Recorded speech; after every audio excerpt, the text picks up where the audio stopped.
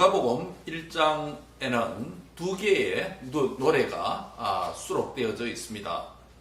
하나는 누가복음 1장 46절부터 55절에 기록된 지난주에 우리가 함께 상고했던 누구의 노래요? 마리아의 노래입니다. 마리아의 노래는 magnificat라고 라틴어로 그렇게 부릅니다. 두 번째 노래가 있습니다. 두 번째 노래는 오늘 본문인 1장 67절부터 79절에 기록된 누구의 노래요? 사가랴의 노래, 제카리아의 노래입니다. 이 제카리아의 노래, 사가랴의 노래를 라틴어로 역시 베네딕투스라고 부릅니다. 왜 그런지 좀 뒤에 설명하도록 하겠습니다. 첫 번째 노래를 부른 자는 한 가정의 젊은 처녀 어머니인 마리아였습니다. 두 번째 노래를 부른 자는 또 다른 한 가정의 늙은 노파 아버지 사가랴의 노래였습니다. 하나는 어머니의 노래고 하나는 아버지의 노래입니다. 마리아의 노래는 그녀의 아이인 예수님이 출생하기 전에 부른 노래입니다. 그렇죠? 복중의 태아 가운데 있을 때 출생하기 전에 부른 노래입니다. 아버지의 노래인 사가랴의 노래는 그의 아들 요한이 출생한 이후에 부른 노래입니다. 서로 대조가 됐죠. 하지만 두 가정에서 부른 서로 다른 두 아이가 이 노래의 주제와 대상은 누구냐 하면 그 두 어머니도 아니고 두 아버지도 아닙니다. 이 두 노래의 주인공, 즉 어머니의 노래인 마리아의 노래의 주인공과 아버지의 노래인 사가랴의 노래의 주인공은 둘 다 마리아의 태중에 있는, 즉 태아 또는 베아라고 볼 수도 있겠죠. 태아 예수님으로 오신 하나님의 아들에 대한 노래라고 할 수 있겠습니다. 지저스 더 엠브리오, 태아 예수죠. 이 두 노래를 부른 이 두 사람은 모두가 그냥 자기가 노래 부르고 싶다고 해서 부른 노래도 아닙니다. 이 두 노래를 부른 부모, 어머니인 마리아와 또 다른 아들의 아버지인 사가랴, 모두가 이 노래를 성령의 충만함을 받아서 부른 노래라고 본문들이 나타내고 있습니다. 특별히 누가복음 1장 67절에 보면 사가랴가 성령의 충만을 받았다. 성령 충만 받으니까 자기의 지성과 감정과 의지가 누구에게 사로잡혔다는 것입니까? 성령님께 사로잡혔다는 것입니다. 즉 내가 부르고 싶다고 해서 부른 노래도 아니고 내가 이 가사로 우리의 자녀들을 축복하고 싶다라는 이런 마음으로 부른 것도 아니에요. 또 자기가 소망을 담아서 이런 아이가 되어줬으면 좋겠다라고 그렇게 부른 것도 아니에요. 성령이 충만하니까 성령에 의해서 자신의 지성과 감정과 의지가 성령에 붙잡혀서 성령의 말하게 하심을 따라 말하고 노래하게 되었다는 것이죠. 즉 마리아도 성령의 충만함을 받아서 마리아의 노래 magnificat를 불렀고, 사가랴도 성령의 충만함을 받아서 성령의 노래를 불렀습니다. 베네딕투스를 불렀습니다. 둘 다 성령님은 마리아에게도 사가랴에게도 노래하는 영이었습니다. 노래하는 영으로 임하셨습니다. 예수님의 영이신 세술로 충만해서 세술에 취한 마리아와 사가랴는 예수님의 앞으로 태어나서 하시게 될 그 인격과 사역을 통해서 예수님을 드러내었습니다. 그들의 노래를 통해서. 마리아와 사가랴는 예수님을 영화롭게 하기 위해서 구주 예수님을 찬양하기 시작했습니다. 아직도 세상 밖에 나오지도 않았는데, 복중에 있는데, 사가랴도 마리아도 노래하는 영이신 성령님이 임해서 성령께서 노래 가사를 노래 곡조를 주셔서 불렀다는 것입니다. 먼저 사가랴의 노래가 시작되기 전에 어떤 사건이 일어났다는 것을 오늘 본문 바로 앞에 내용이 있습니다. 그 문맥을 살펴보면 57절부터 66절에 있는 본문에 의하면 사가랴의 아내의 이름이 누구죠? 엘리사벳. 늙은 노부부입니다. 사가랴와 엘리사벳 늙은 노부부 사이에서 드디어 세례 요한이 출생했습니다. 물론 이때는 아직 세례라고 붙이면 안 되겠죠. 그냥 요한이 출생했습니다. 그리고 이 요한이 출생한 지 8일 만에 유대인들은 율법에 따라서 아들을 낳으면 8일 만에 할례를 받도록 되어져 있습니다. 그래서 요한이 출생한 지 8일 만에 할례를 받으러 요한의 아버지 사가랴가 요한을 데리고 할례 받으러 갔습니다. 그래서 그 장소에서 이름을 짓는 일들이 있다라고 본문이 기술하고 있습니다. 사가랴의 아들의 이름을 짓는 과정에서 하나님의 능력으로 그동안 말을 못하는 상태로 사가랴가 있었습니다. 여러분 이상하지 않습니까? 아들을 잉태하니까 기뻐하고 말을 하고 그래야 되지 않겠습니까? 그런데 하나님께서 그가 말하지 못하도록 입을 딱 다물게 만들었습니다. 벙어리가 되도록 했다는 것이죠. 예, 왜 그렇게 했습니까? 여러 가지 추측은 할 수 있습니다. 여러분 노부부가 아이를 출산했으니 주위의 이웃에서도 말이 많을 수도 있겠고 자기도 그것을 믿지 못해서 놀란 다른 말들을 할 수 있겠고 그래서 하나님 일체 인간적인 말을 못하도록 막았습니다. 그런데 할례를 받는 그 장면에서 아이 이름을 정하는 그 장면에서 일이 일어납니다. 아직 말을 못하니까 글로 아이의 이름을 정해줍니다. 요한이라는 이름을 글로 적어줍니다. 그래서 아이를 이름을 요한이라고 했습니다. 이 이름은 그 조상들 가운데 요한이라는 이름이 없기 때문에 이름이 짓는 것이 주위의 사람들에게 가족들에게 의아하게 느껴졌습니다. 하나님께서 그 이름을 주셨기 때문에 그 이름을 정해야 되는 것이죠. 그 서판에 요한 이렇게 적어둔 것이죠. 그래서 그 아이 이름이 요한이라는 이름이 불려지게 된 것입니다. 그리할 때 그 사건이 있자마자 벙어리 되었던 아버지 사가랴가 입이 열리고 멈췄던 혀가 풀려서 말을 하게 됩니다. 그래서 하나님을 찬송하게 됩니다. 그 찬송의 내용이 오늘 본문에 사가랴의 노래인 것입니다. 이 노래의 배경이 바로 그런 것입니다. 그래서 오늘 우리는 이러한 배경에서 불렀던 요한의 출생한 이후에 할례를 받는 그 장소에서 사가랴가 불렀던 이 사가랴의 노래 중심으로 함께 말씀을 상고하고 은혜를 받고자 합니다. 두 가지를 상고하려고 합니다. 첫째는 오신 나의 왕을 예배하자라는 메시지입니다. 같이 한번 하겠습니다. 오신 나의 왕을 예배하자. 오신 나의 왕을 예배하자. 예, 사가랴의 노래는 어떤 내용이 담겨 있냐면 첫 번째 주제는 오신 나의 왕을 예배하자라는 것입니다. 나는 오신 왕을 예배해야 됩니다. 요한의 붙인 사가랴는 성령의 충만을 받았다고 67절에 말씀했죠. 사가랴에게 성령이 충만하겠자 사가랴는 예언을 하기 시작했습니다. 그것은 예수님이 앞으로 어떤 일을 하게 될 것이다. 하나님이 예수님을 통해서 어떤 일을 하게 될 것이다. 예언인데 그 예언이 노래로 나왔다는 것이죠. 성령의 영감을 받아서 이 본문을 기록한 행위와 비슷한 거죠. 사가랴의 예언의 찬송이 나타났다는 것입니다. 그러면서 시작이 어떻게 시작됩니까? 주 이스라엘의 하나님이여 라고 하나님의 이름을 부르면서 구주 예수님을 보내주신 그 하나님께 감사 찬양을 올리고 있습니다. 왜 찬양했을까요? 하나님께서 예수님을 통해서 행하실 일 때문에 찬양을 한 것입니다. 무슨 일을 행하신 것입니까? 그분의 구원 사역 때문입니다. 그것이 무엇일까요? 68절에 보시면 따라합니다. 그 백성을 돌보사 속량하시며 한마디로 말하면 하나님의 구원에 대한 사역을 설명하고 있습니다. 여러분 사가랴가 늙어서 자신의 아들 요한을 낳았는데 요한을 축복하거나 자기 아들을 위한 노래도 아니고 누구를 위해서 부른다고요?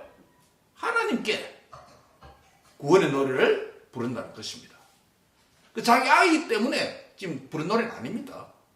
앞으로 이제 자기 아들 요한이 예수님 오실 길을 예비해서 그 예수님이 하나님의 구원의 일을 하신다는 것이죠.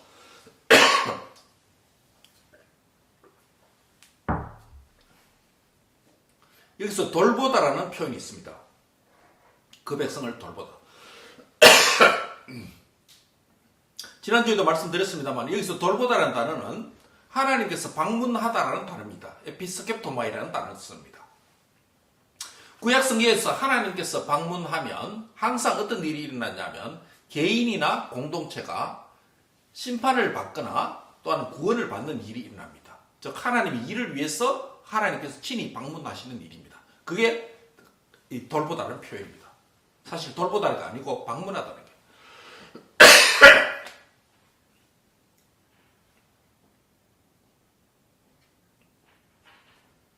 그래서 예수님이 이 땅에 앞으로 태어나시는 일은 요한의 아버지 사가랴 입장에서 볼 때 자기 백성을 돌본다는 말은 결국 하나님께서 친히 자기 백성들을 구원하시기 위해서 뭐 하신다? 방문하신다라는 의미가 되는 것이죠. 방문 목적이 나옵니다. 우리를 위해서 구원의 뿔을 그 종 다윗의 집에 일으키셨다라고 말씀합니다. 누구 이름이 등장하죠? 예, 다윗이 등장합니다. 즉 다윗의 자손으로 태어날 구원의 뿌리 대신 예수님은 어떤 직분을 가지셨다? 다윗처럼 예, 왕직이라는 것입니다. 왕으로 오셨다는 것이죠. 그래서 예수님이 우리의 구원의 뿔로 오신, 뿔이라는 것은 권위를 상징합니다. 예, 뿔이 있다고 해서 그 권위를, 왕의 권위를 상징합니다. 즉 예수님께서 다윗의 자손으로 오시고 왕의 권위를 가지고 이 땅에 오셨다는 것입니다. 그래서 예수님은 왕으로서 죄와 사망과 마귀의 권세를 다스리시고 자기 백성들을 위한 구원의 일을 행하실 것이라는 의미가 됩니다. 그 다음에 또 어떤 일이 일어납니까? 이 일은 예로부터 거룩한 누구를 통했어요? 선지자를 통해서 약속된 것이다. 예언된 것이다고 70절에 말합니다. 70절 한번 보세요. 거룩한 선지자를 통해서 뭐 했다? 입으로 말한 예언이라는 것입니다. 즉 예수님이 태어나시기 전에 구약의 여러 선지자들이 예언을 했다는 것입니다. 메시아가 오겠다고. 마지막 또 한 사람의 이름이 언급됩니다. 73절에 보시기 바랍니다. 누구 이름이 등장하죠? 73절에 아브라함의 이름이 언급됩니다. 그 72절에 보면 하나님께서 조상들에게 하신 거룩한 언약을 기억하셨다. 언약을 기억하시고 약속을 기억하시고 누구를 보내셨다? 예수님을 보내주셨다는 것이죠. 그 거룩한 언약은 누구를 가리킵니까? 그 조상은 누구예요? 아브라함에게 하신 언약을 가리키는 것입니다. 73절에. 자, 요약합니다. 예수님께서 구원의 뿔로 이 땅에 왕으로 오신 방문하신 것은 어느 순간에 갑자기 온 게 아니고 다 구약에 예언이 되었다는 것입니다. 첫째 누구를 통해서? 아브라함의 언약을 통해서. 그 다음에 왕 누구요? 다윗의 언약을 통해서. 그리고 세 번째 누구요? 선지자들의 예언을 통해서. 그래서 예수님이 오셨다는 것이에요. 그 하나님이 이 땅에 방문하신 것은 야 내가 땅에 가고 싶다. 가야 되겠다. 심심하니 놀러 가야 되겠다. 여행해봐야 되겠다.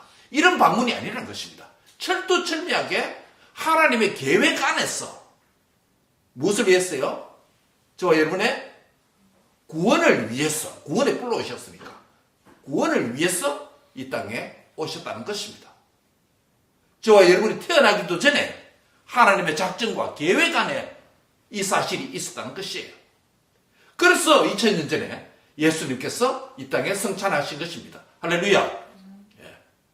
아브라함의 언약, 아브라함이 약속하고 그 다음에 한참 뒤에 다윗의 언약, 그리고 열왕시대에 수많은 선지자들이 나타나서 메시아를 보내주시겠다고 예언하던 것이 때가 참에 마침내 구유에서 누워 계신 그 아기로 이 땅에 오셨다는 것입니다. 그 예언이 성취됐고 그 언약이 성취됐다는 것입니다. 목적이 뭐라고요? 예, 구원입니다. 누구의 구원요? 우리를 죄에서 구원하시기 위해서 오신 것입니다. 그런데 구원이 목적인데 구원을 통해서 하시고자 하는 일이 있습니다. 최종 목적이 있습니다. 구원의 최종 목적이 있습니다. 75절을 같이 한번 읽습니다. 75절입니다. 시작. 중심토록 주의 앞에서 성결과 의로 두려움 없이 섬기게 하리라. 여기서 섬긴단 말이 어떤 표현이냐면 예배한다는 표현이에요. 예배라는 표현입니다. 무슨 표현이라고요? 예배. 예, 예배하다. 라트리오라고 하는 이 단어는 종교적인 의무를 다함으로 하나님을 섬기고 예배하는 행위를 나타내는 단어입니다. 동사입니다. 그것도 한 번 예배 아니고 언제까지? 예, 종시토록 예배합니다. 누구 앞에서? 주의 앞에서. 야, 사람이, 죄인이 하나님 앞에 원래 설 수 있습니까? 없습니까? 없습니다. 구약 성경에 죄인 된 자들이 하나님을 보면, 거룩하신 하나님을 보면 어떤 일이 납니까? 죽음이 미었습니다. 그런데 한 번도 아니고 종신토록 죄인인 우리가 거룩하신 하나님 앞에 서서 예배할 수 있다는 자체는 엄청난 은혜예요. 이것은 우리를 구원하신 최종 목적이라는 거예요. 따라서 나를 구원하신 것은 종신토록 한평생 하나님을 예배하기 위한 것입니다. 예. 여기서 두려움이 없이 이러겠습니다. 왜냐하면 거룩하신 하나님 앞에 서면 다 두려워서 죽을까 봐 염려한다는 것이죠. 근데 두려움 없게 해주시고 두려움이 없다는 말은 뭐가 해결됐다는 거예요? 죄 때문에 두려움이 있으니까 거룩하신 하나님 앞에 서면 죽을 두려움이 있으니까 죄 때문에 죄의 삭슨 사망이기 때문에 두려움이 없다는 것은 뭐 문제가 해결됐다는 거예요? 죄가 해결됐다는 거예요. 죄가 해결 때문에 그 중요한 단어가 두 개 나옵니다. 하나는 뭡니까?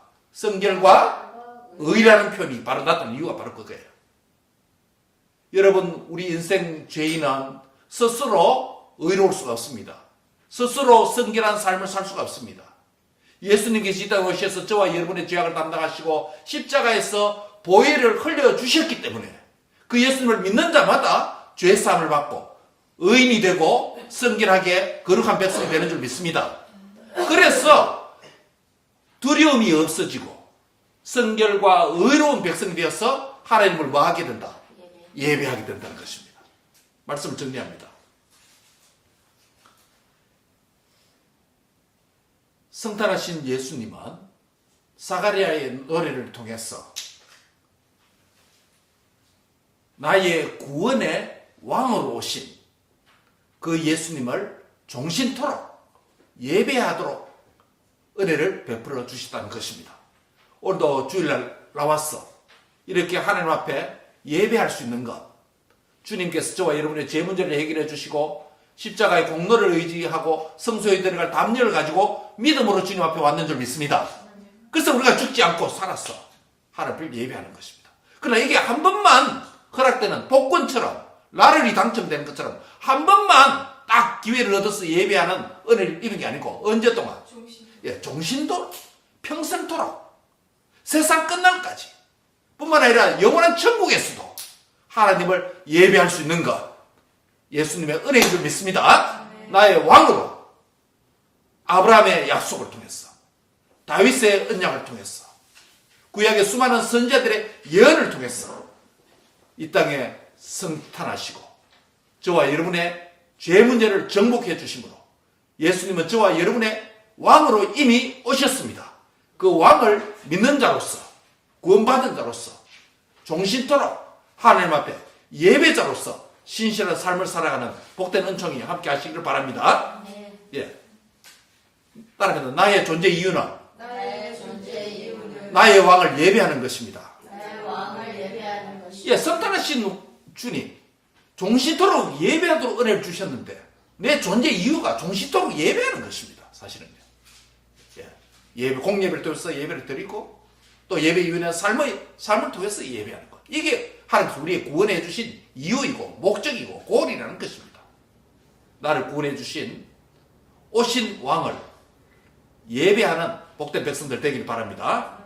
첫 번째는 오신 나의 왕을 예배하자라는 메시지를 주었습니다. 두 번째로 마지막 사가랴의 노래는 어떤 메시지가 있느냐면 오실 나의 왕을 예비하자, 준비하자는 겁니다. 한번 따라합니다. 오실 나의 왕을 오실 나의 왕 예비하자. 예비하자. 예. 오신 나의 왕을 뭐하자? 예배하고 다시 오실 왕을 뭐하자? 예비하자. 76절, 77절을 같이 읽습니다. 76절, 77절입니다. 두 절입니다. 다 같이 여러분께서 본문 크게 읽으세요. 시작! 이하여 내가 지극히 높으신 이의 선지자라 일컬음을 받고 주 앞에 가서 그 길을 준비하여 주의 백성에게 그 죄의 사함으로 말미암는 구원을 알게 하리니. 여러분 그 길을 뭐 한다고요? 예비, 준비한다라는 표현이 있습니다. 지금 이 아이요, 제크라이아가 불렀 노래 가운데 아버지가 이 아이라고 했는데 이 아이 누구를 가리킵니까? 예, 요한입니다. 자기 아들입니다. 이제 막 태어난 8일 되어서 할례를 받아서 요한이라는 이름을 지은 이 아이를 가리킵니다. 이 아이가 자기 아들 요한이 앞으로 어떤 일을 하겠다라는 예언을 하게 됩니다. 이 아이요, 이 아이가 어떤 자가 된다고요?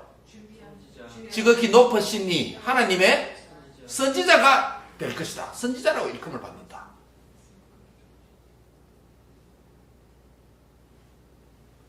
말라기 3장에 보면 마지막 선지자, 구약의 마지막 선지자 말라기가 예언을 하는데 엘리야와 같은 선지자를 보내주겠다고 약속을 했습니다. 그 엘리야와 선지자 같은 자 누구라는 겁니까? 바로 요한을 가리킵니다. 그래서 요한이 선지자라는 겁니다. 선지자는 뭐 한다고요? 예비, 그 길을 예비한다. 하나님께 이르는 길을 예비한다는 겁니다.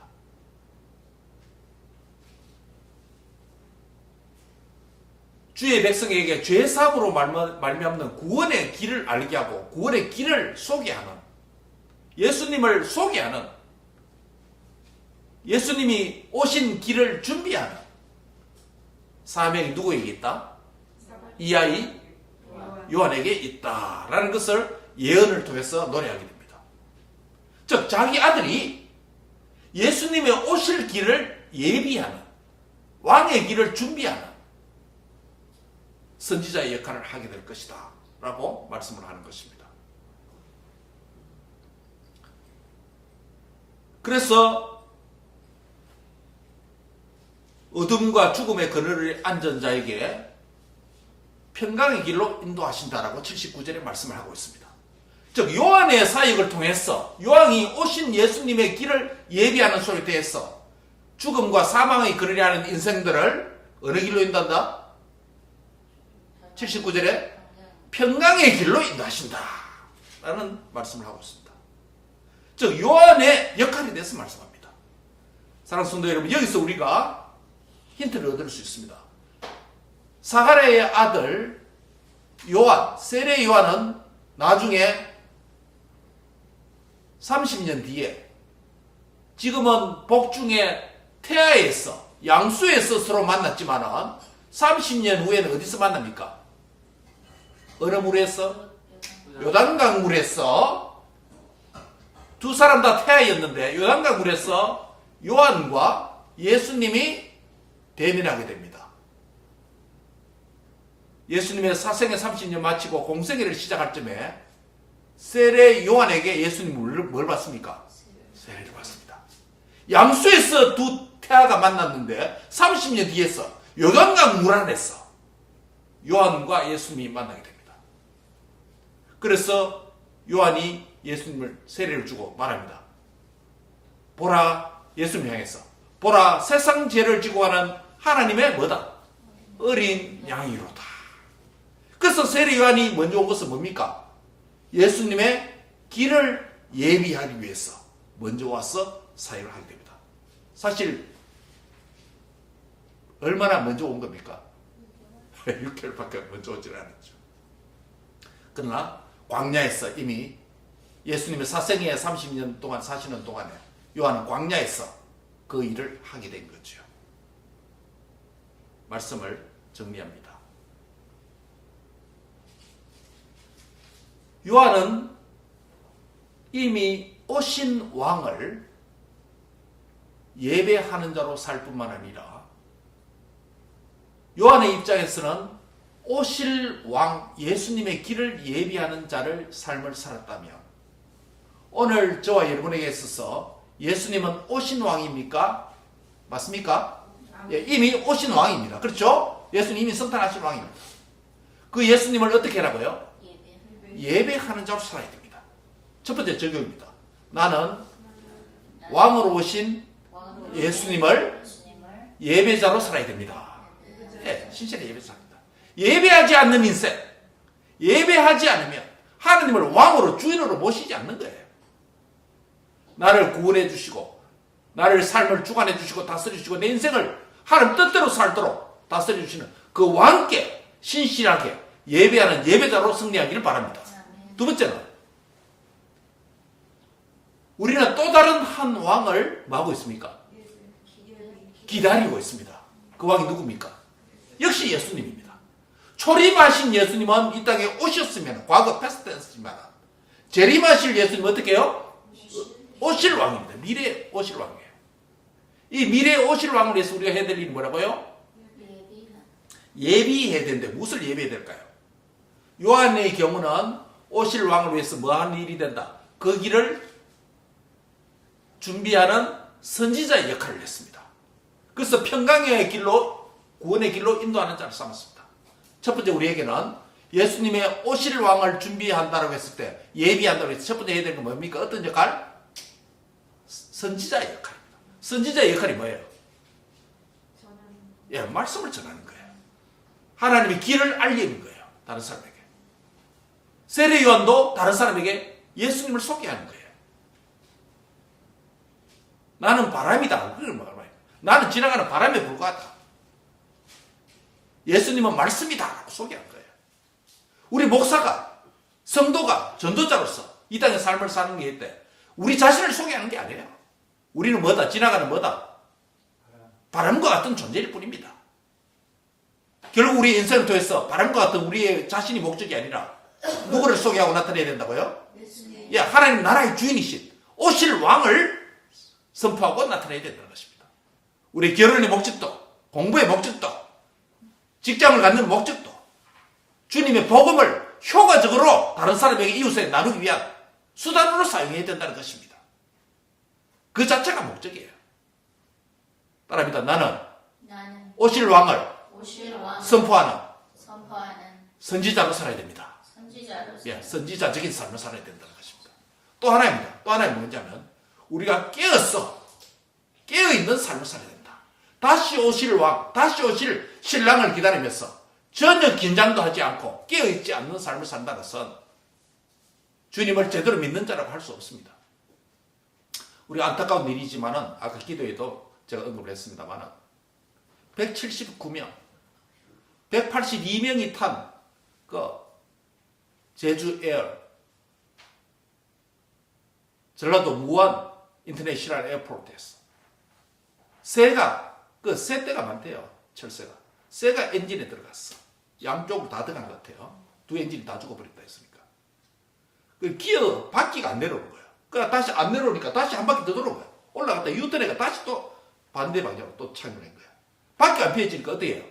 비행기 동체로 그냥 착륙한 거예요. 바퀴 없으니까. 또 다른 공항보다 이 활주로가 또 짧대요. 큰 공항에 비해서는 약 1km 짧고 또 다른 지방에 있는 공항보다는 또 한 몇백 미터 짧고 동체로 그냥 비행기 바디로 착륙을 했으니까 스키 미끄러진 스키 쫙 활주로를 길면 좀 이렇게 좀 기다릴 수 있는데 활주로 짧았어. 그 다음에 폭발해 버린 거예요. 비행기 꼬리가 잘렸는데 꼬리 두 부분에 남녀 한 명씩 승무원 2명만 생존하고 179명이 다 전원 사망해 버렸습니다. 전 세계를 뛰었대요. 태국에서 온 비행기인데 젊은 사람들이 너무 많대요. 40, 50대 또 청소년, 아이들. 크리스마스 시즌 휴가를 맞이해서 가족 여행 팁이 너무 많은 거예요.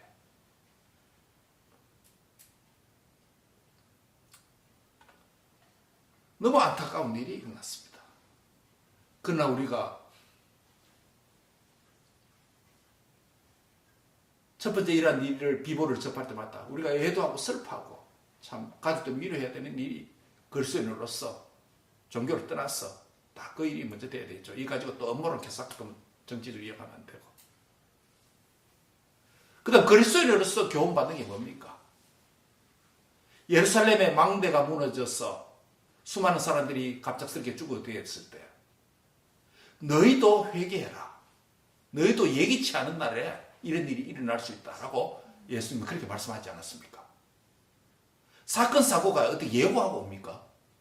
작은 새 2마리에 의해서 179명이 죽어버립니까? 나는 새도 주님이 떨어지지 않으면 떨어지지 않는다 했잖아요. 나는 새 2마리가 엔진에 들어가서 비행기가 떨어져 버려요. 179명의 아까운 생명을 잃어버렸습니다. 사건 사고는 예고가 없습니다. 며칠 전에 우리 NIM에 여기 스트릿에서 한 강도가 주택가 들어가서 폴리스에 총 맞고 강도를 가짜 총이라고 그래요. 근데 폴리스 쏴서 죽었습니다.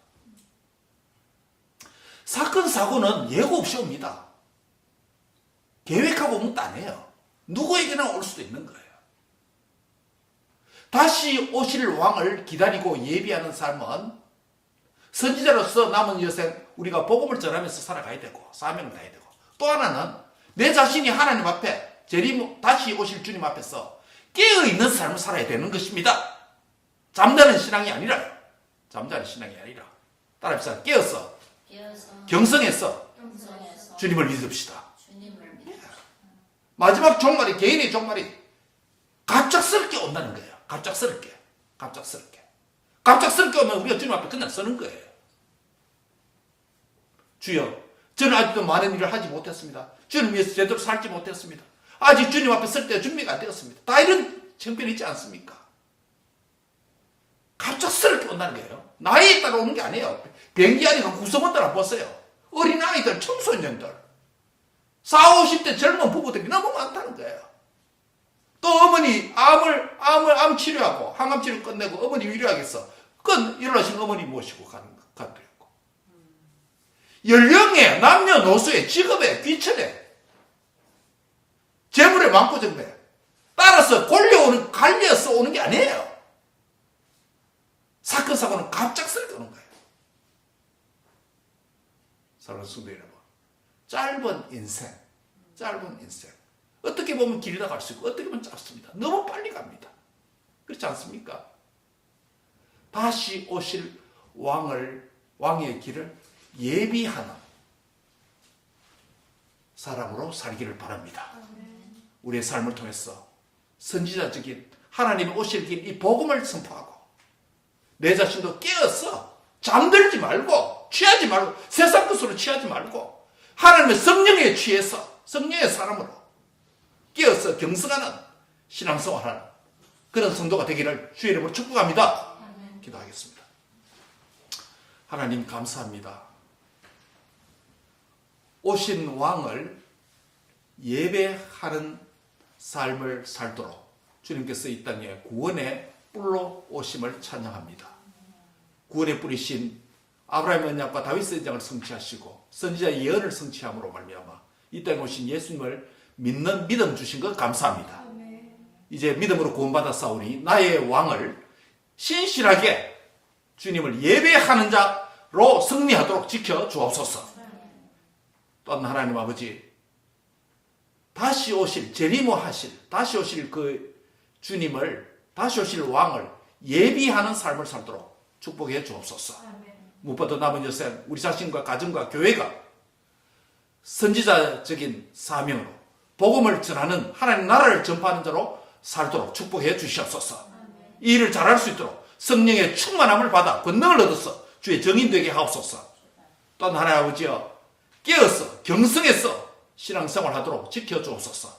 세상 것으로 취하고 잠들고 술에 취하지 말게 해주시고 성령에 취해서 깨어있는 신앙인으로 다시 줄 주님을 예비하는 성도들이 되도록 축복해 주옵소서. 감사하고 예수님의 이름으로 기도합니다. 아멘.